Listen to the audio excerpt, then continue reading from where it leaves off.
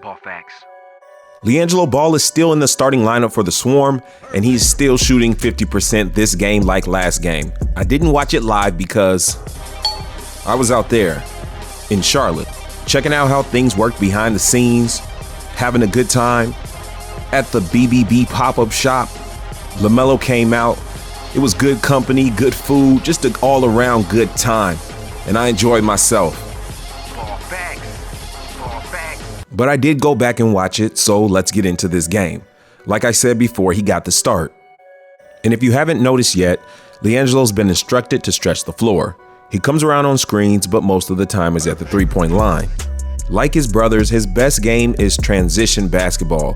When he's out and running, he's at his best. That's too strong. Rebound down to Crutcher.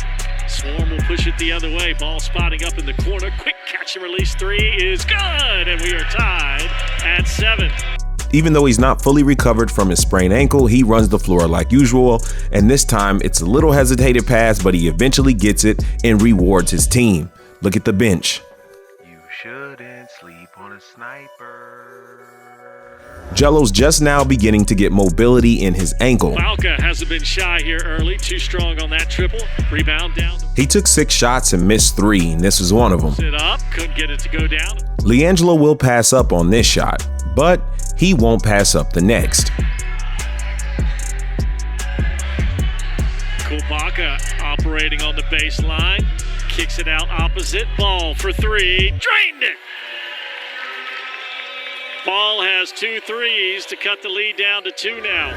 Connecting on his first 2 3-pointers, Liangelo is starting to heat up, but he'd sit out with 4.5 minutes left in the first quarter.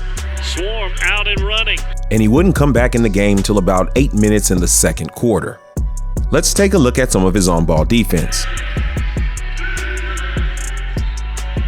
Walton rises and fires. His 3 is no good. And you already know what happens if someone looks up the court. Carey will run the break to Ball. Back to Carey. Back to Ball. And it's good.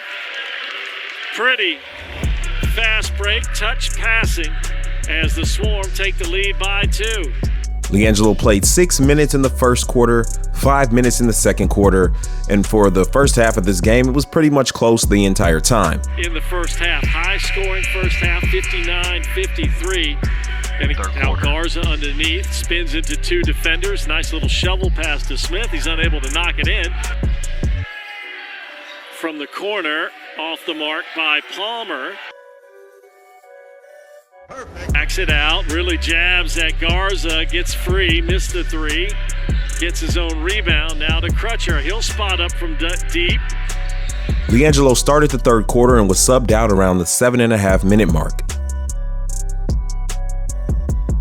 Though on the bench, his teammates had his full support as he stood up watching them take the lead, until he was summoned once more. As they come here to Greensboro tonight.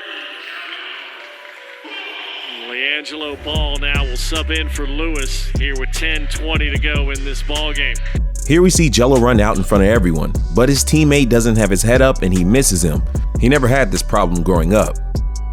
So Gelo will settle for a less high percentage shot, which he does miss. It's defenders wide open in the corner as Ball couldn't get it to go down. Greensboro.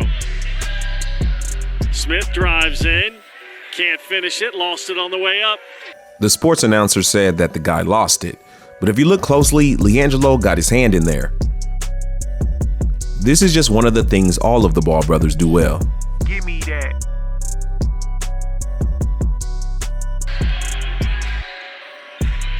Four to shoot, and to start this fourth quarter.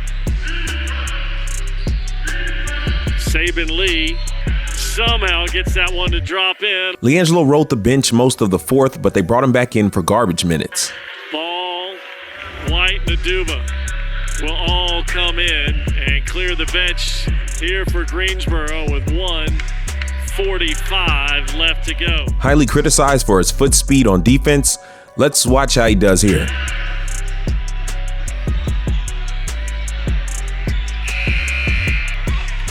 They'll go on the road for their next 2 as Ball stepped on the end line.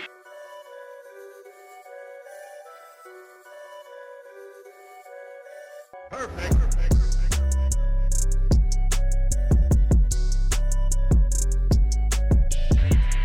Rebound down to Odiasi, and it's going to go final 120 to 102. The last 3 or 4 games since missing a game because of a sprained ankle, we've been able to notice that Liangelo's speed and mobility have been off a bit. But from watching this game, it seems that he's really on the comeback. His ankle looks to be healing up nicely, and I look forward to see more what he's going to do in games coming up, because we've been watching him starting the games on a recently sprained ankle that I could tell has been bothering him. And I'm sure you guys can see it too, because he's been doing a lot less cutting to the basket, a lot less shooting off the dribble, a lot more just catch and shoot. And I think you guys need to go back and watch a few of my old videos from maybe 2 weeks ago to remember the way that he plays when healthy. Also, remember the way he played his entire career, whether it was high school to Lithuania to the JBA to Summer League. He likes to score on the inside as well. He's always liked to go on the inside, but now he's kind of stereotyped as just 3-and-D. They want him to go around the three-point line, very seldomly go in. They want the lane to be open for other guys they believe can score on the inside. And that's okay if his ankle is bothering him, but I can tell you by this game that his ankle is about to be back to 100%. And so we will see a lot more cutting, we'll see a lot more driving, and you won't see him limping as much up the court. Now, I'm sure you're going to say, if he's kind of still hurt, why would he still play? He played most of his career that way. He's used to it. He understands his body, and he feels if he can push the limit, he'll do it. Now, they do have him on the roster as a small forward, but they're really playing him like a shooting guard. He got 20 minutes. He was 3 for 6. So he took 2 shots on the inside. He made 1 of them. He took 4 shots from the 3-point line. He made 2 of them, all around 50%. 8 points in 20 minutes. Now, Scotty Lewis was off the bench and he had 28 minutes. Cameron McGriff off the bench, 24 minutes. Ikenna, 23 minutes. So basically, most of the people on the bench are getting more minutes than Liangelo. If he's not healthy enough, then he shouldn't play, right? But if he is healthy enough, then he should play. So they feel he's healthy enough, yet he's a starter, not getting starter minutes. It's a little of a head scratcher, but what hasn't been a head scratcher over there this season with the Swarm? The good news is we've seen Liangelo smiling while on the floor and having some fun.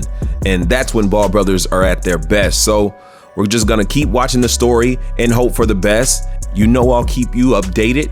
So go ahead, like, comment, subscribe, and hit that notification bell. Ball facts again. Peace.